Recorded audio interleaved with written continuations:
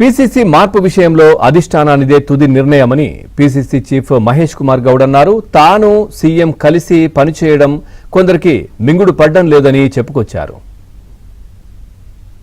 PCC మార్పు PCC విషయాల్లో AICC తుది నిర్ణయం.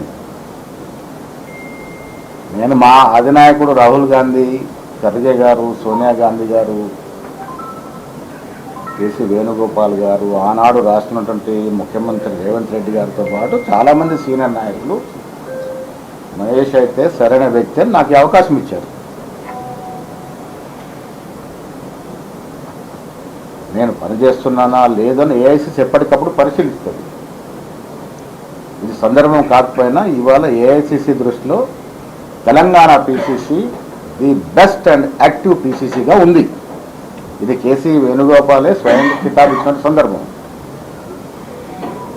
ఆది నాయకత్వం మాకు కితాబ్ ఇచ్చినప్పుడు, నేను మా ముఖ్యమంత్రి కలిసి పనిచేస్తున్నప్పుడు గిట్టని వారు ఇంకెవరో చాలా రకరకాల వారి అభిప్రాయాలు వ్యక్తపరుస్తారు. వాళ్ళ అభిప్రాయాన్ని నేను ఏకీభవించడం లేను,